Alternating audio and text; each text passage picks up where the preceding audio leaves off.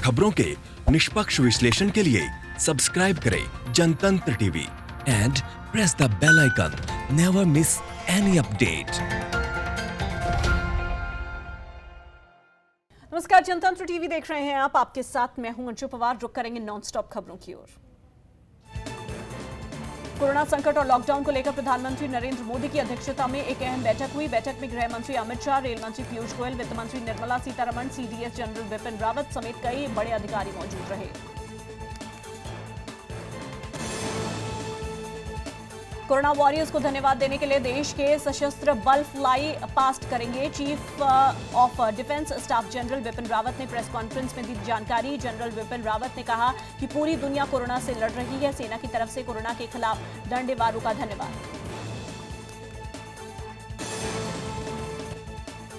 Doctors और nurse, police, home guard, media का योगदान बहुत बड़ा है। हम अपने लोगों को नहीं भूल सकते हैं जो सरकार की गाइडलाइन को फॉलो कर रहे हैं। हमें इस बात का ध्यान रखना होगा कि हमें मिलकर ये लड़ाई लड़नी है। जनरल विपिन रावत और तीनों सेना के प्रमुखों ने प्रेस कॉन्फ्रेंस के दौरान संबोधन किया।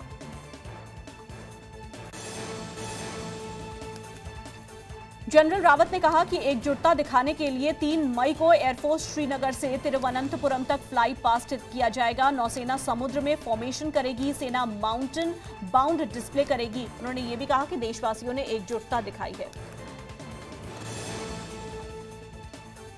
आर्मी चीफ का कहना है कि कोरोना से लड़ने में कोई दिक्कत नहीं है। सारी कार्रवाई पहले से शुरू कर दी गई है। कुछ केस हुए हैं। सेना में 14 केस सामने आए, 5 ठीक हो गए हैं। नेवी चीफ ने कहा कि गल्फ में हमारे लोग फंसे हैं। जैसे ही परमिशन मिलेगी हम उन्हें लेकर वापस आएंगे। सब कुछ विदेश मंत्रालय के निर्देश पर निर्भर करेगा। दिल्ली के मुख्यमंत्री अरविंद केजरीवाल ने कल एक प्रेस कॉन्फ्रेंस की। केजरीवाल ने बताया कि 40 बसें कोटा भेजी गई हैं। छात्रों को लेकर बसें वापस आएंगी। प्लाज्मा थेरेपी बहुत फायदेमंद साबित हो रही है। इससे एक मरीज ठीक हो चुका है। गंभीर मरीजों पर प्लाज्मा थेरेपी का इस्तेमाल किया जा रहा है।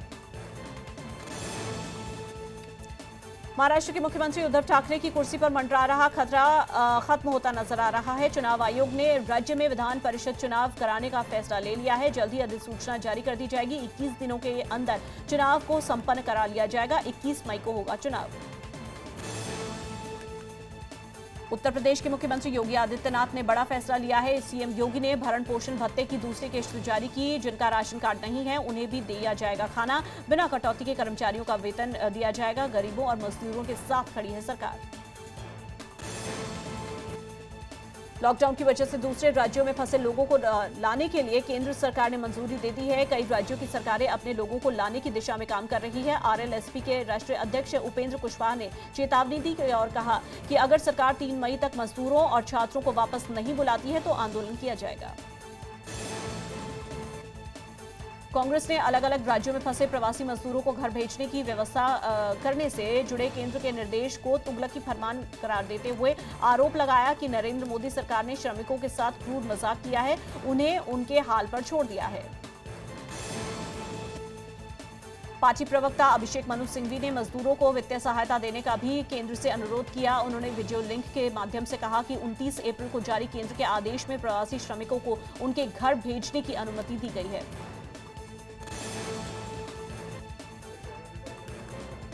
अभिषेक मनु सिंघवी का कहना है कि उन्हें बसों से भेजा जाए, लेकिन ये नहीं बताया कि केंद्र सरकार क्या करेगी। इसलिए मैं इसे तुगलकी फरमान कहता हूं। ये एक क्रूर मजाक है।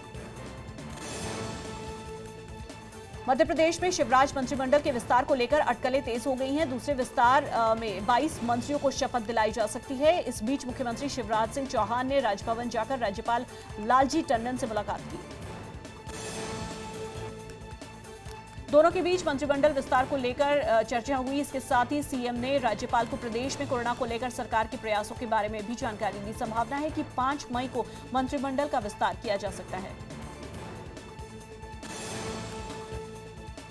शिवराज सिंह चौहान ने 23 मार्च को मुख्यमंत्री पद की शपथ ली थी। करीब 28 दिन बाद 21 अप्रैल को मंत्रिमंडल का गठन किया गया। इसमें 2 मंत्री सिंधिया खेमे और 3 बीजेपी विधायकों को मंत्री बनाया गया। मुख्यमंत्री शिवराज सिंह चौहान का कहना है कि हमारा मंत्रिमंडल छोटा है, लेकिन हमने सभी वर्गों को प्रतिनिधि देने की कोशिश की है।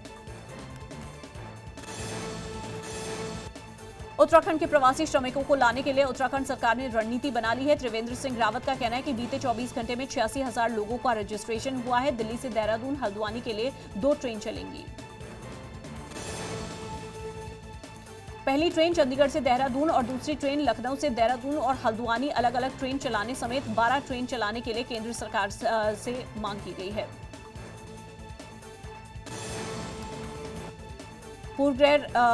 पूर्व केंद्रीय गृह राज्य मंत्री चिन्मयानंद पर यौन शोषण का आरोप लगाने वाली छात्रा को इलाहाबाद हाईकोर्ट से झटका। इलाहाबाद हाईकोर्ट ने पीड़ित छात्रा की सभी याचिकाओं को किया खारिज। कोर्ट ने एसआईटी की जांच के तरीके को भी सही माना।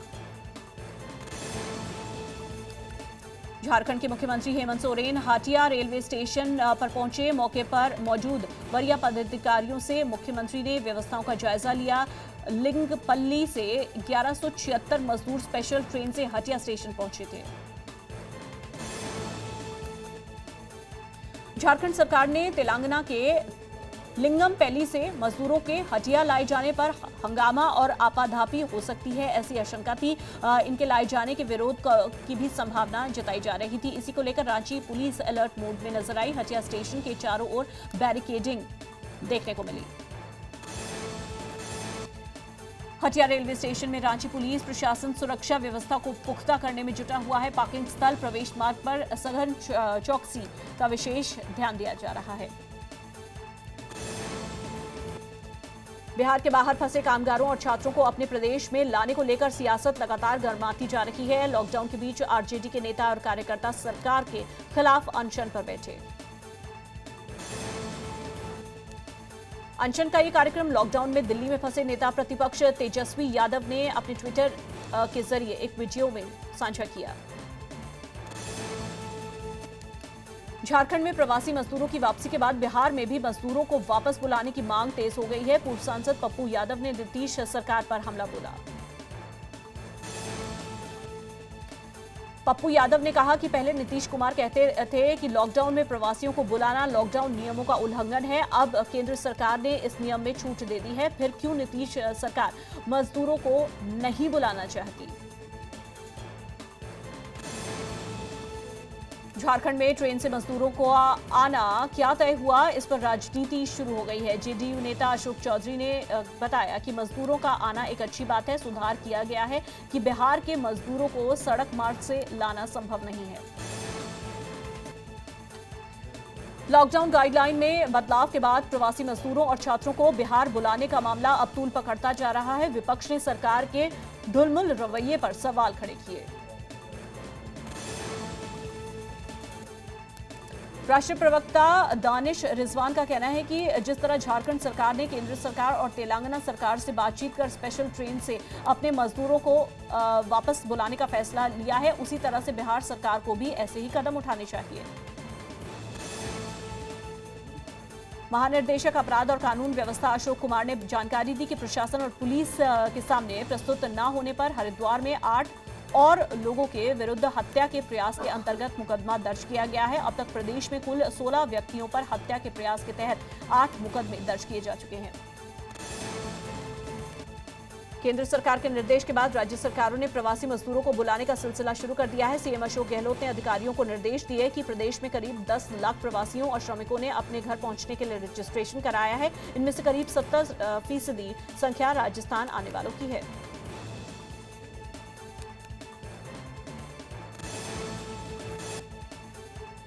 कोरोना महामारी को देखते हुए बाहर के क्षेत्रों में फंसे प्रवासी मजदूरों का लगातार पलायन जारी है। गृह जिलों की ओर ये जा रहे हैं।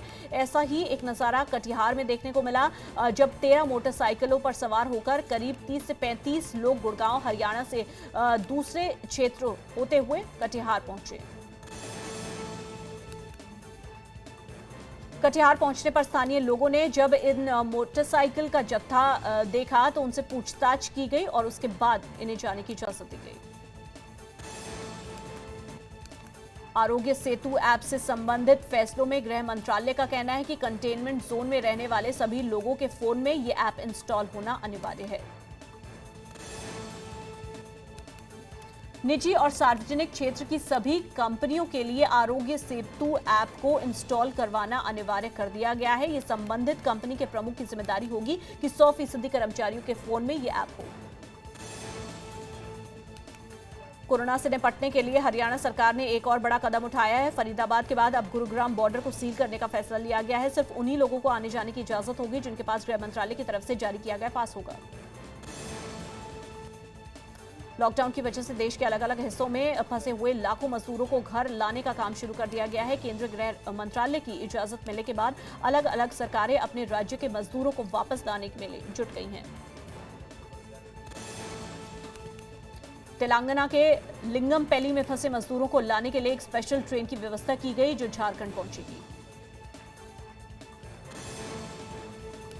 कोविड-19 वैश्विक महामारी का फैलाव झज्जर जिले में ना हो, इसके लिए पूरी योजनाबद्ध तरीके से प्रशासन की तरफ से कदम उठाए जा रहे हैं। उपायुक्त के निर्देश अनुसार झज्जर के चारों उपमंडल में पूरी सजगता के साथ कोरोना संक्रमण का फैलाव ना हो, इसके लिए लोगों को जागरूक किया जा रहा है। साथ ही अनाज मंडियों में अनाज का उठान ना होने के चलते किसानों को अपनी गेहूं और सरसों की फसल बचाने में परेशानी हो रही है। कोरोना को लेकर अब की बार सरकार की तरफ से छोटे छोटे खरीद केंद्र बनाए गए हैं जिनमें उठान ना होने की वजह से खाली जगह नहीं बची है। कोरोना महामारी के चलते कानपुर देहात जिला प्रशासन ने नेशनल कंपनी कपिला पशु आहार को सोशल डिस्टेंसिंग और तमाम तरीकों की कमियों को लेकर गेट पर नोटिस लगा दिया है। नोटिस का जवाब अगर नहीं दिया गया तो कपिला पशु आहार फैक्ट्री पर बड़ी कार्रवाई हो सकती है। लॉकडाउन के दौरान देश के कई हिस्सों में फंसे मजदूरों को सरकार घर भेजने के लिए फैसला ले चुकी है, लेकिन इस दौरान जो बाहर से आएंगे उनको पहले 14 दिनों के लिए क्वारंटाइन में रखा जाएगा। लखनऊ में भी कई क्वारंटाइन सेंटर्स बनाए गए हैं। लखनऊ के मोहन लालगंज राधा स्वामी सत्संग व्यास में क्वारंटाइन सेंटर बनाया गया है जहां पर मजदूरों को ठहराया जाएगा। राजधानी पटना समेत बिहार के कई जिलों में मौसम ने करवट ली। तेज आंधी तूफान देखा गया, मौसम का मिजाज बदला नजर आया। पटना में तेज हवा के साथ घने बादल छाए रहे, गरज के साथ तेज बारिश हुई। कई जिलों में आंधी तूफान के साथ बारिश भी हुई। लॉकडाउन से दूध के कारोबार पर भी संकट आ चुका है। दूध के कारोबार ठप से पशु पालकों को भारी नुकसान हो रहा है। पशु आहार की बोरी 400 से 500 रुपए मिल रही है। दूध कारोबार और पशु पालक की हालत खराब है।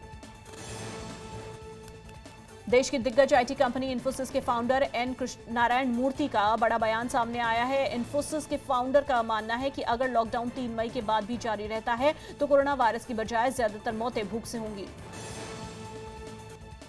लॉकडाउन की वजह से देश की इकोनॉमी प्रभावित हो रही है। ऑटो इंडस्ट्री को भी बड़े नुकसान होने की आशंका जताई जा रही है। इस बीच मारुति सुजुकी ने गाड़ियों की बिक्री के आंकड़े जारी किए।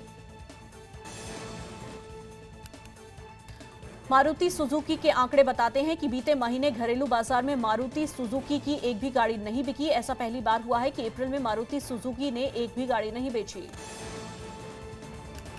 लॉकडाउन की वजह से अप्रैल महीने में असम, पश्चिम बंगाल, आंध्र प्रदेश के goods and services tax collection में 80 से 90% की भारी गिरावट आई है।